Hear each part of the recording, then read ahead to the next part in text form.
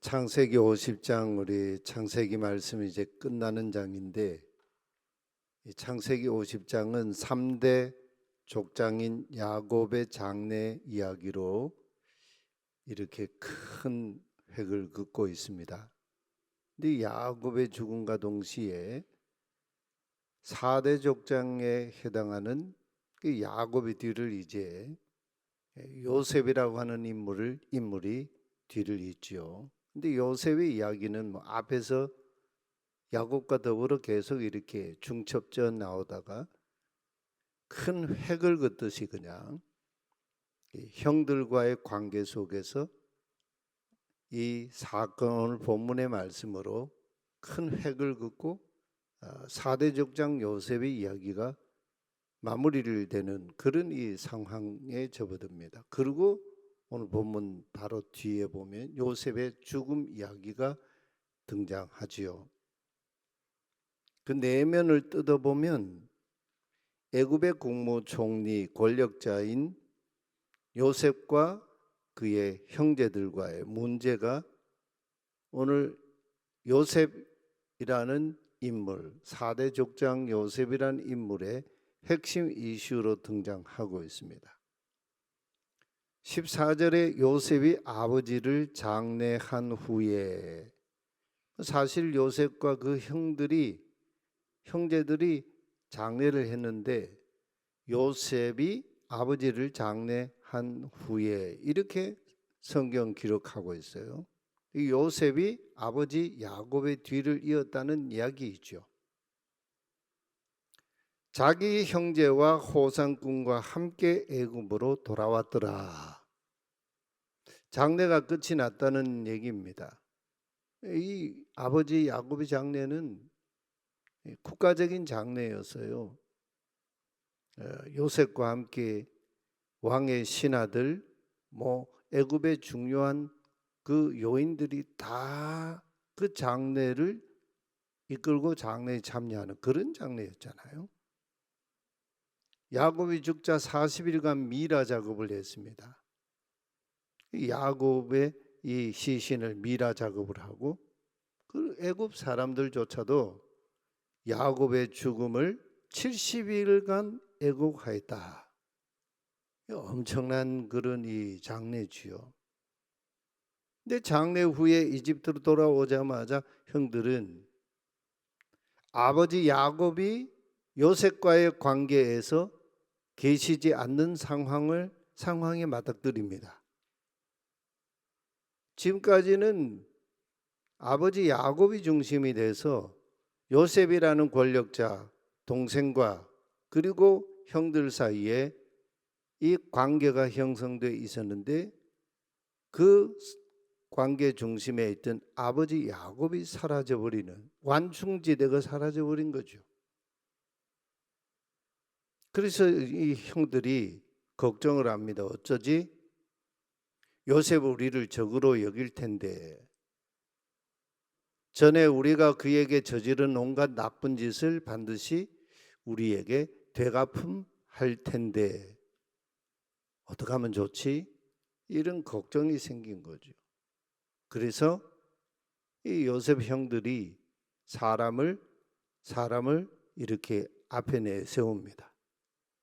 그리고 요셉에게 말합니다. 아버지가 돌아가시기 전에 유언을 남겼습니다. 사실 이런 얘기는 형들이 꾸며낸 얘기라 할 수 있어요. 야곱은 이미 12 아들들에게 각각 그에게 맞는 유언을 마지막 유언을 다 했지 않습니까? 그것으로 충분하죠. 근데 이 형들이 문제였던 거죠. 요셉과의 관계가 정리가 안 된 거죠. 아버지가 돌아가시기 전에 유언을 남기셨는데 너희는 요셉에게 이 말을 전해라 이렇게 부탁한다고 하면서 형들의 죄, 형들의 잘못을 용서해 주라. 형들이 너에게 나쁜 짓을 저질렀지만 형님들 용서해 주라. 아버지께서 이렇게 유언하셨습니다. 참 기가 막힌 얘기 아닙니까? 형들은 자신들과 요셉과의 이 관계를 권력 관계로 지금도 이해하고 있습니다. 그래서 요셉에게 형들이 말을 전합니다. 우리는 당신들의 종들이니이다. 갑자기 형제 관계가 사라지고 요셉에게 종들이라고 합니다. 형들은 동생 요셉을 더 이상 형제 관계가 아니고 권력 관계로 전락하는 그런 이 관계가 지정이 됩니다. 이렇게 생각한 이유가 뭘까요? 권력을 가진 사람은 반드시 복수할 것이다. 이게 요셉의 형들이 가지고 있던 생각이었고 오늘 우리들이 보편적으로 가지고 사는 생각이죠. 직장에도 그러고. 그러니까 하나님의 나라가 되지 않는 곳에는 이 갈등이, 이 염려가 항상 있는 거죠. 우리와 우리 교회 안에도 이 관계 속에서 이런 염려와 걱정이 있다면 그것이 하나님 나라의 관계가 아니라는 걸 보여주는 거 아니겠습니까? 권력 가진 사람이 나를 가만두지 않을 거야. 이렇게 생각하다 보니 아무개가 나를 이렇게 대해서 이렇게 생각하다 보니 우리는 우리의 문제를 가지고 하나님 앞에 나아가기보다는 사람의 눈치를 보죠. 그리고 자기 변명을 하고 하지도 않은 얘기를 꾸며서 아버지가 이렇게 하셨다 이런 얘기를 합니다. 형들의 문제가 뭘까요? 자신들의 과거 죄보다 요셉과 자신들의 관계를 하나님 없이 해석하는 하나님 없는 관계 이해, 이게 형들의 문제입니다. 어떻게 보면 오늘 우리의 문제 아니겠습니까? 근데 하나님의 사람 족장 요셉은 형들의 말을 듣고 어떻게 합니까?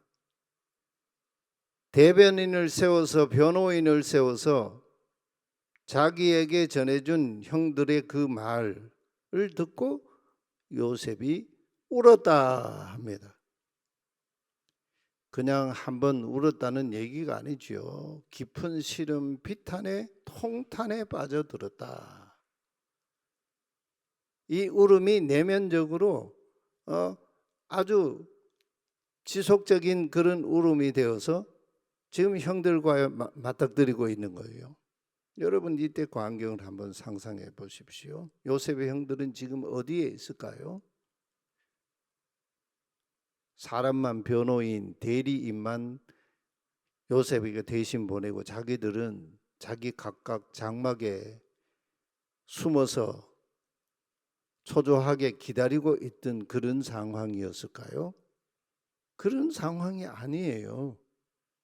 소위 요셉의 형들이 요셉에게 애굽의 국무총리 2인자인 애굽의 국무총리인 요셉에게 스스로 자청한 법정에 대리인을 앞세워 출두해 가지고 변호인을 앞세 동반하고 법정에 출두해서 자기들이 하고 싶은 말을 변호인을 통해서 지금 하고 있는 그런 상황이에요. 형님들의 그 속마음을 드러낸 이 말을 듣고 요셉이 형들이 보는 앞에서 비통해야 하면서 울었다.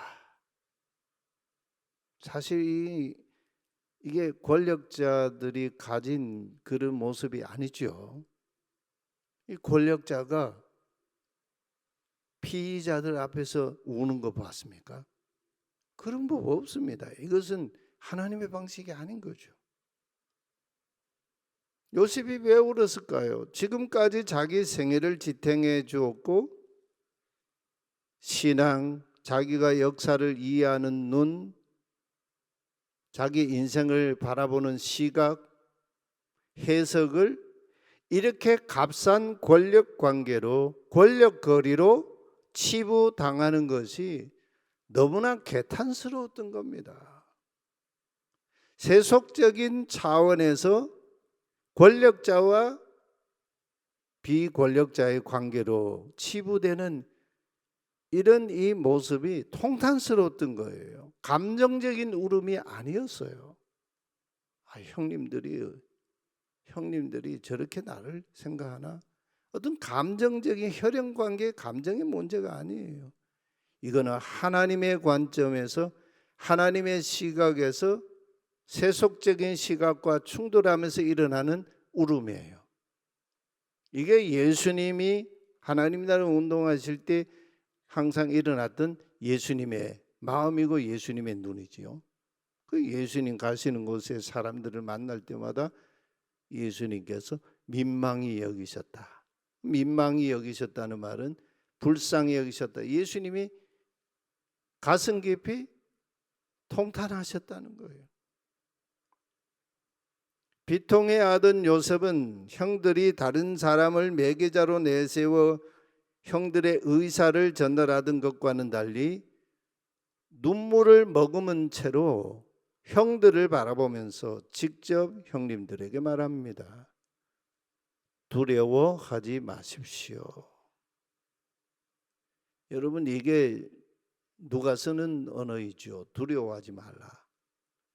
이 하나님의 사자 천사가 사람에게 찾아왔을 때나 하나님이 자신을 현현하실 때 인간들이 두려워서 떨 때 하는 얘기이죠. 이건 하나님의 관점에서 하는 얘기. 두려워하지 마십시오.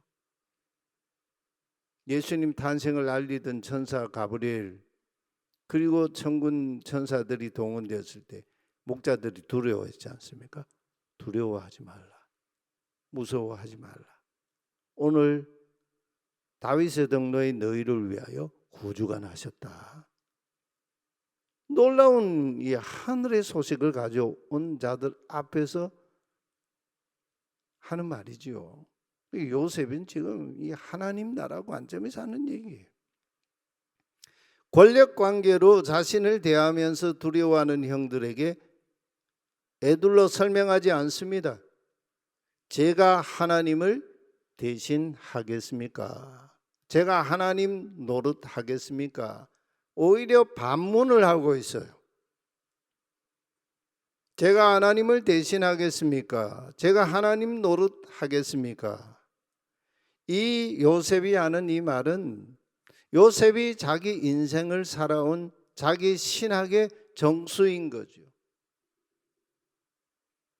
요셉 같은 이 신학, 이런 신앙을 가지고 살아온 인생이 오늘 이 시대에도 있다면 역사가 또 바뀌지 않겠습니까? 요셉은 애굽의 2인자 권력자 실세이지만 자신이 절대로 하나님 자리에 올라가지 않았습니다.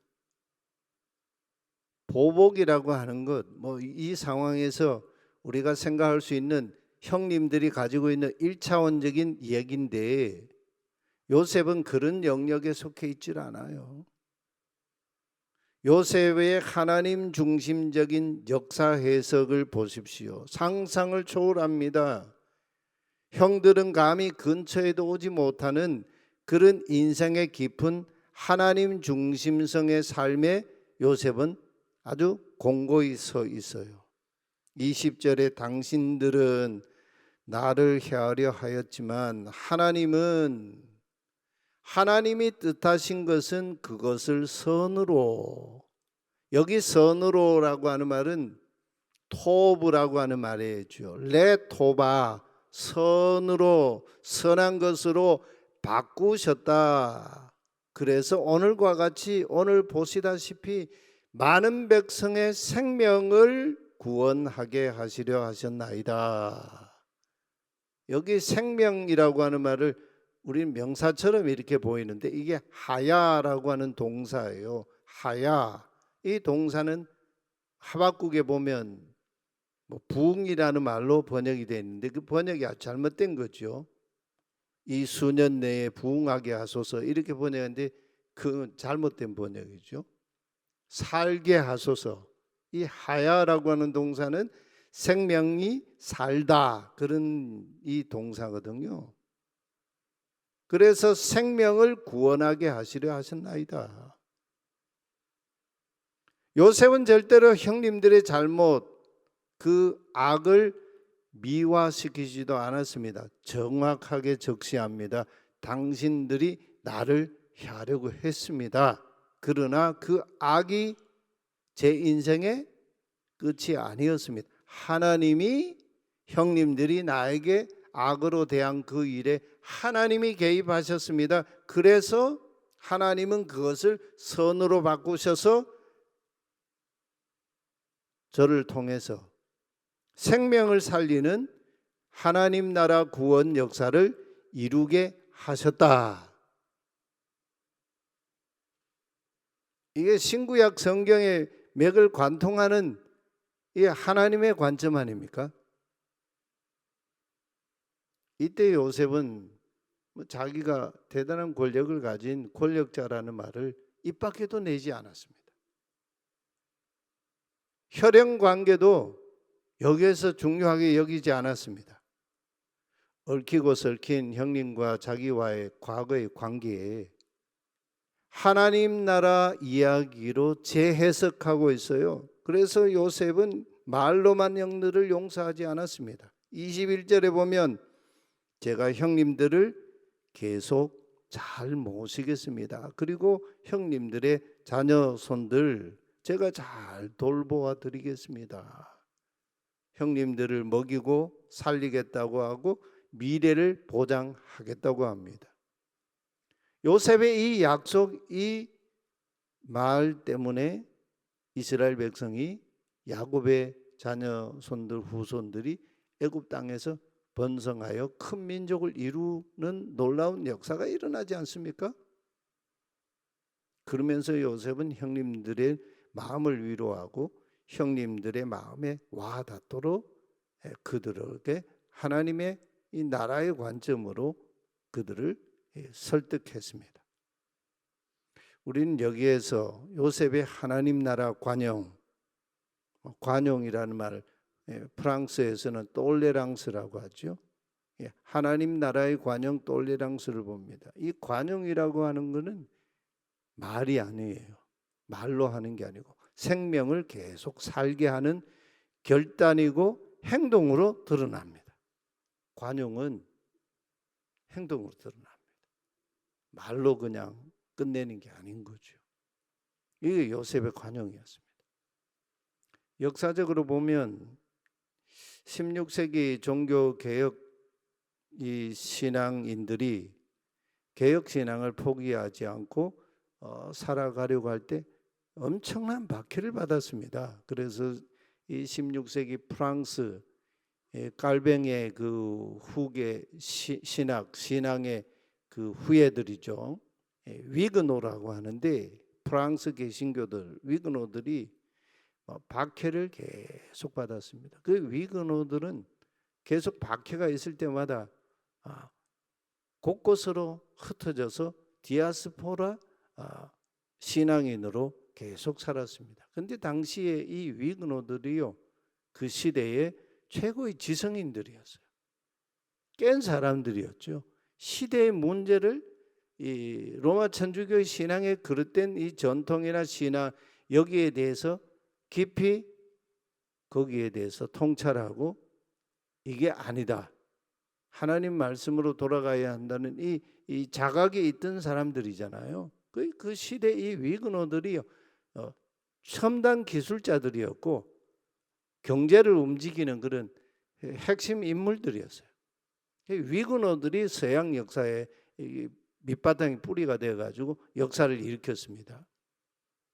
근데 세상 권력으로부터 왕권으로부터 계속 박해를 받았습니다. 16세기 말 1598년 앙리 4세라고 하는 인물이 낭트 칙령을 발표하지요. 뭐 정치적인 얘기니까 제한적이지만 개신교들의 신앙을 자유를 허용합니다. 그러다가 루이 14세가 권력에 오르면서 이 앙리 4세가 발표했던 이 낭트 칙령을 그냥 폐지시켜 버립니다. 그러면서 다시 박해가 일어나죠. 우리는 역사 속에서 수많은 경험들을 합니다. 인간 권력의 톨레랑스, 관용이라고 하는 것은 늘 불안정해요. 그러나 하나님 나라의 관용 톨레랑스, 하나님께서 우리에게 십자가를 통해서 보여주신 하나님의 용서, 관용 톨레랑스는 우리의 생명을 지속적으로 살게 합니다. 그래서 우리는 그것을 뭐라고 하죠? 영생이라고 합니다. 영생, 영원한 생명. 이 육체적인 생명이 아니고 하나님 나라의 생명, 그 영생 아닙니까? 생명, 하야, 이 생명을 계속 살게 하는 거예요. 이게 관용입니다. 하나님의 사랑이고 십자가라는 거죠. 우리가 십자가, 강단에 벽에 붙여놓은 이 나무, 이게 십자가가 아니잖아요. 관용이 십자가예요. 형제를 대할 때, 우리의 관계 속에 문제가 있을 때 그것을 대하는 관용이 십자가라는 거죠. 여러분, 저와 여러분도 세속 권력의 보복이나 권력이나 보복 가치가 팽배한 우리 시대 속에서 아드 폰테스, 근원으로 돌아가서 생명 살리는 예배자로 살아가려면 고난을 받습니다. 어려움도 당하고 박해를 피할 길이 없습니다. 오해도 받고 고립이 되기도 하고 내부 비판에 처하기도 하고 꼭 그렇게까지 해야 하느냐, 이런 질문을 받기도 할 것입니다. 그러나 그런 상황에 부딪힐지라도 우리가 하나님 나라의 관용 톨레랑스로 살아가는 개혁적인 신앙인으로 살아가야 한다는 거죠. 그러려면 오늘 요셉을 통해서 하나님이 우리에게 보여주신 하나님 나라, 생명의 나라의 이 말씀의 원리가 뭡니까? 권력이라고 하는 것, 힘이 있을 때 그걸 사용하지 말고 보복 수단으로 사용하지 말으라는 겁니다. 내 삶의 문제를 하나님 중심으로 하나님이 개입하셔서 나를 통해서 악을 선으로 바꾸신 하나님, 그래서 생명을 계속 살게 하시는 하나님의 그 역사를, 하나님 나라 역사를 우리의 삶의 실체로 가지고 살아가는 것. 요셉이 우리에게 남긴 하나님 나라의 그 실체입니다. 하나님 나라, 이런 나라라는 거죠. 교회 공동체가 이래야 되고 가정이 이래야 되고 우리의 관계 속에 이 말씀이 살아 있어야 하겠습니다. 우리가 하나님이 계신 그 자리로 돌아가는 것이 아드 폰테스입니다. 아드 폰테스는 처음으로 과거로 돌아가는 게 아니죠. 그 자리에 돌아가면 그 근원의 자리에 누가 계십니까? 하나님이 계셔요. 하나님의 말씀이 계세요. 그 하나님이 계신 자리에 거기에 뭐가 있습니까? 생명이 있다는 거예요. 생명. 그래서 요한복음에 보면 사도 요한이 증거하면서 생명이 이 땅에 오셨다. 그 안에 빛이 있었고 그 안에 영생이 있었고 그 생명이 우리에게 육신이 되어 임하였다. 그 육신이 되신 예수님을 보니까 하나님의 영광, 진리가, 은혜가 충만하더라. 놀라운 말씀 아니겠습니까? 우리 안에 영광이 뭐겠습니까? 우리 안에 은혜와 진리가 뭐겠습니까? 생명이 살아나는 거죠. 우리가 하나님 앞에 서면 우리를 통해서 생명 살리는 예배자의 삶의 능력을 하나님께서 드러내 주실 줄 믿습니다. 창세기 기자의 마지막 증거는 요셉입니다. 요셉을 통한 하나님 나라 관용 톨레랑스, 우리 2026년에 한번 우리 같이 결단하면 어떻겠습니까? 심판자로 살지 말고 보복자로 살지 말고 생명 살리는 자로 하나님 나라 생명을 함께 같이 나누는 자로 하나님 계신 그곳에서 흘러나오는 하나님의 자비, 긍휼이 강같이 흐르는 그 하나님을 모시고 사는 우리 가정, 우리 교회, 우리의 삶의 자리 되게 하소서. 하나님 그 일에 우리를 사용해 주십시오. 이 결단, 이 기도, 우리의 기도와 우리 삶이 되었으면 좋겠습니다.